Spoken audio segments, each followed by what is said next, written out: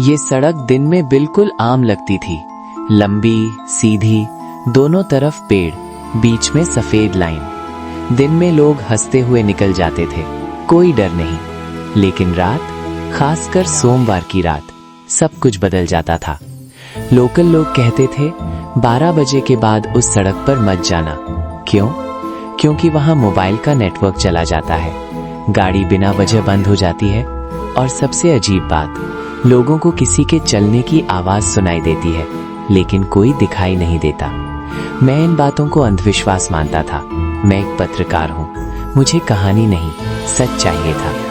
इसलिए एक सोमवार की रात मैंने उसी सड़क पर गाड़ी मोड़ी। घड़ी में 12:02 हो रहे थे। सड़क खाली थी, चारों तरफ अंधेरा और सन्नाटा। जैसे ही मैंने उस सड़क पर गाड़ी चढ़ाई, रेडियो अपने आप बंद हो गया और हवा अचानक बहुत ठंडी हो गई। मैंने रेडियो दोबारा चलाने की कोशिश की, कुछ नहीं हुआ। तभी गाड़ी ने हल्का सा झटका लिया और रुक गई। इंजन बंद। मैंने चाबी घुमाई, फिर से, कुछ नहीं। चारों तरफ इतना सन्नाटा था कि दिल की धड़कन सुनाई दे रही थी। मैंने शीशे में देखा, पीछे कोई नहीं था। तभी सड़क के किनारे मुझे एक परछाई दिखी। एक औरत, सफेद कपड़े, लंबे बाल, सिर झुका हुआ। वो धीरे धीरे सड़क के बीच आ गई। मैंने हॉर्न बजाया, कोई हरकत नहीं। मेरे हाथ कांपने लगे। मैंने दरवाजा लॉक कर लिया और तभी उसने अपना सिर उठाया। उसका चेहरा दिखाई नहीं दे रहा था, बस काला अंधेरा। तभी गाड़ी के पीछे किसी ने थप थप किया।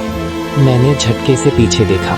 पीछे की सीट खाली थी, लेकिन खिड़की पर हाथों के निशान थे, गीले, ठंडे, जैसे किसी ने अभी छुआ हो।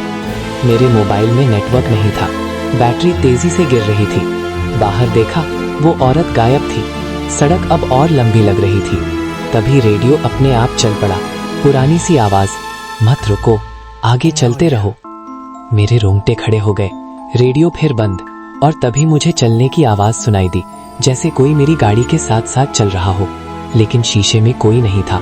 मैंने आंखें बंद कर ली और अचानक इंजन अपने आप स्टार्ट हो गया। मैंने गाड़ी तेज चलाई। काफी आगे एक ढाबा दिखा, रोशनी। मैं रुका। ढाबे पर एक बूढ़ा आदमी बैठा था। उसने मुझे देखा और कहा, तुम उस सड़क से आए हो? मैंने सिर हिलाया। वो बोला, 30 साल पहले वहां एक हादसा हुआ था। एक बस खाई में गिरी, बहुत लोग मरे। एक औरत अपने बच्चे को ढूंढती रही और फिर वो भी उसी सड़क पर मर गई।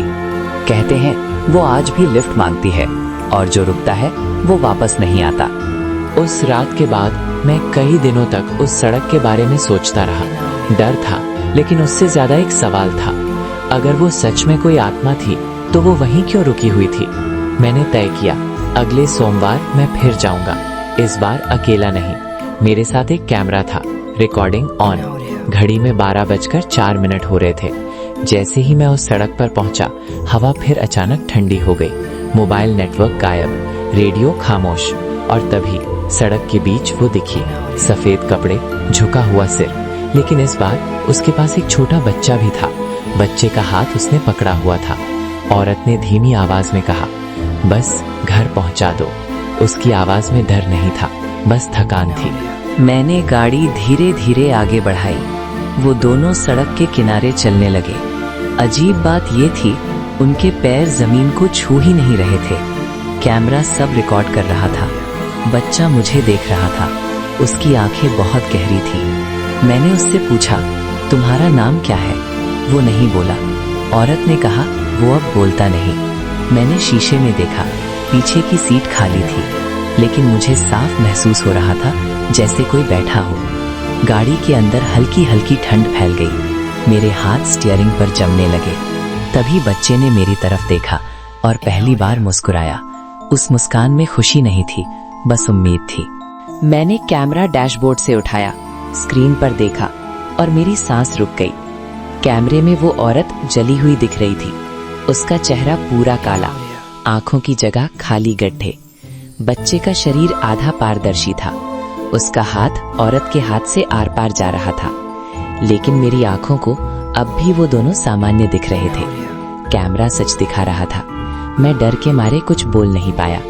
औरत ने धीमे से कहा, अब समझे, हम यहीं रुक गए थे। तभी गाड़ी का इंजन अपने आप तेज हो गया, जैसे कोई कह रहा हो चलते रहो। सड़क खत्म होने लगी और पीछे वो दोनों धीरे धीरे धुंध में गायब होने लगे। जैसे ही वो धुंध पीछे छूटे, हवा अचानक सामान्य हो गई। ठंड गायब, गाड़ी अब ठीक चल रही थी। मोबाइल में नेटवर्क लौट आया। मैंने गाड़ी रोकी और बाहर उतरा। सड़क अब साधारण लग रही थी। कोई साया नहीं, कोई आवाज नहीं, लेकिन मेरे दिल में एक भारीपन था। कैमरा अभी भी रिकॉर्ड कर रहा था। मैंने चारों तरफ देखा।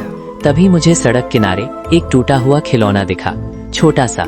मैंने उसे उठाया। ठंडा, बहुत ठंडा। और तभी हवा में एक हल्की सी आवाज आई, धन्यवाद। मैं पलटा। पीछे कोई नहीं था, बस खामोश सड़क। अगले दिन मैंने पुराने रिकॉर्ड निकाले। 30 साल पुराना हादसा। बस का नंबर वही था। एक औरत और उसका बच्चा, दोनों लापता घोषित। उनकी लाश कभी नहीं मिली। लोग कहते थे वो सड़क उन्हें नहीं छोड़ती। मैंने अपनी रिपोर्ट छापी, वीडियो भी। लोगों ने पहली बार सच देखा। सड़क पर मोमबत्तियां जली, लोग रुके, प्रार्थना की। हादसे कम होने लगे, लेकिन पूरी तरह बंद नहीं हुए। कुछ चीजें देरी से मुक्त होती हैं। आज भी वो सड़क वही है, दिन में साधारण, रात में खामोश। अब लोग कहते हैं वहां कोई लिफ्ट नहीं मांगता, लेकिन कभी कभी सड़क के किनारे एक बच्चा दिखता है, सिर्फ खड़ा, चुप। मैं अब उस रास्ते से नहीं गुजरता, लेकिन हर सोमवार रात 12 बजे मेरे कानों में एक आवाज गूंजती है, घर कितनी दूर है। अगर आप कभी रात में अकेले ड्राइव कर रहे हों और आपकी गाड़ी अचानक रुक जाए, तो ध्यान से सुनना। कुछ आवाजें मदद नहीं मांगती, वो बस चाहती हैं कि कोई उन्हें आगे बढ़ने दे, क्योंकि कुछ सड़कें यादें बन जाती हैं और कुछ कहानियां।